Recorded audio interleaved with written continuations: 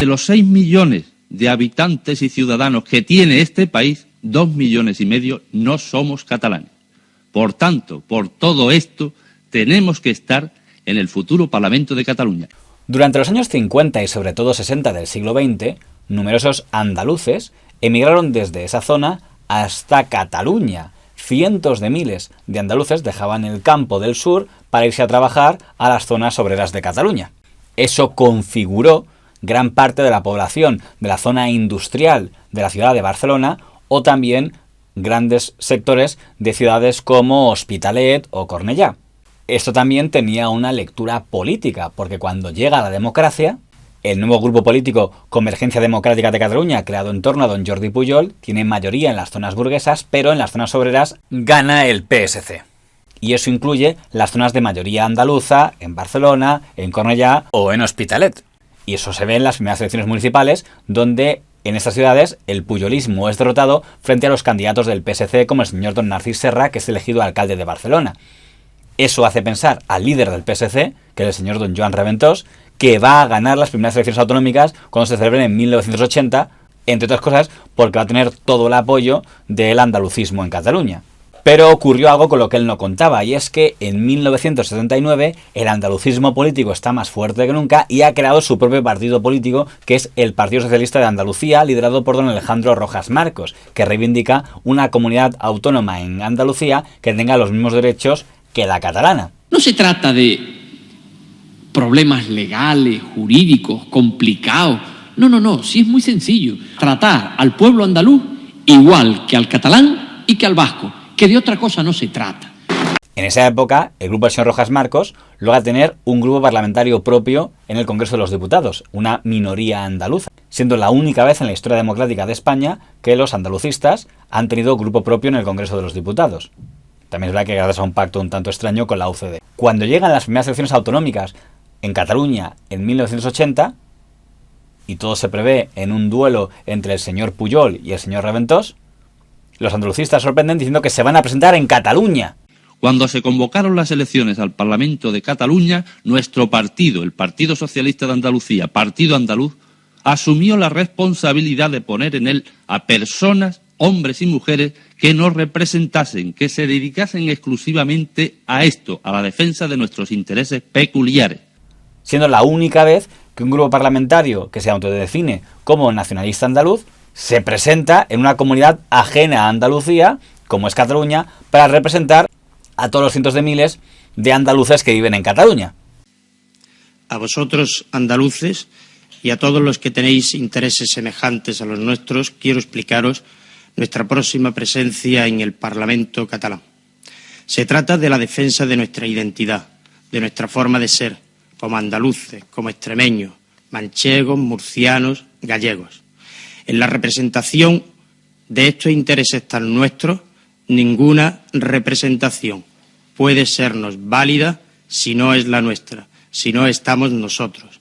Y quede bien claro, y sea dicho con toda honradez y sinceridad, que vamos con el pueblo catalán.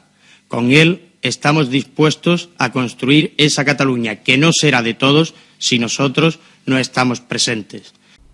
En aquella época había una parte de esta comunidad andaluza en Cataluña que eran muy escépticos a las políticas identitarias del nacionalismo catalán que representaba el señor Pujol, lo que más tarde llevaría a la famosa inmersión.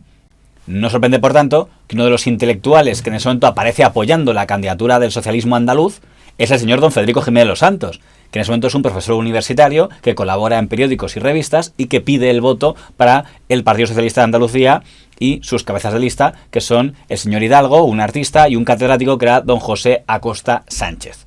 Nuestro pueblo, el pueblo andaluz, como otros pueblos subdesarrollados de España, ha sufrido en los últimos tiempos una situación dolorosa.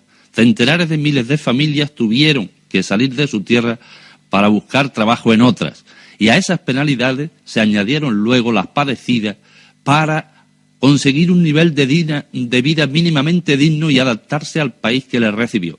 Esta es, en resumen y en términos generales, la historia del 1,5 millones de andaluces que vivimos y trabajamos hoy en Cataluña. Para sorpresa del señor Reventós, que confiaba en la victoria del PSC, que hasta ese momento había ganado todos los comicios en Cataluña, Las elecciones del año 80 fueron la derrota del señor Reventós y el triunfo del señor Pujol.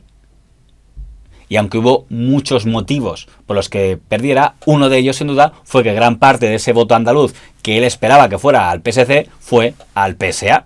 Lo que según el señor Reventós era un voto inútil porque el PSA no tenía opciones de sacar diputados en el Parlamento catalán.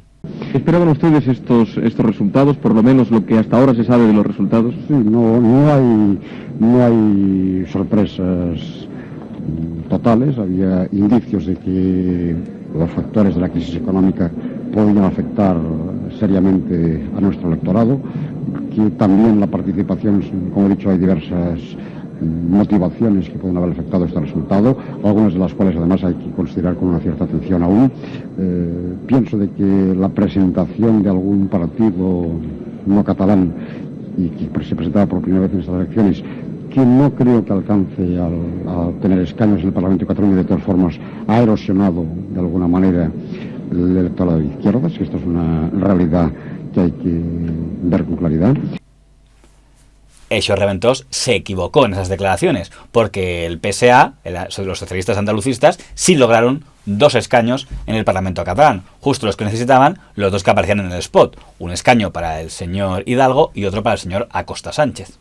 Aunque no podrían condicionar la legislatura, dado que un triple pacto Pujol, Esquerra Republicana de Cataluña y UCD fue lo que llevó al primer gobierno pujolista de la primera legislatura.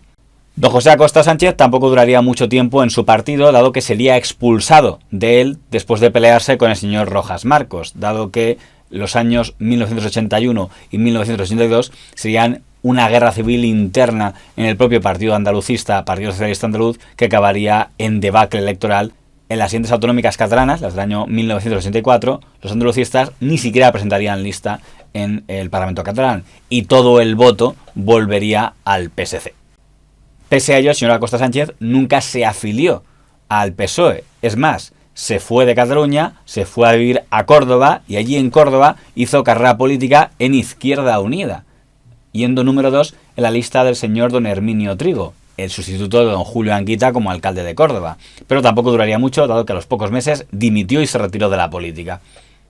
No ha vuelto a haber partidos andalucistas en el Parlamento catalán, aunque habitualmente se atribuye al voto andaluz su apoyo a las candidaturas del PSC, y de hecho era habitual que en las campañas electorales del PSC, como la del señor Maragall, apareciera de repente líderes políticos andaluces como don Manuel Chávez pidiendo el voto para el señor Maragall.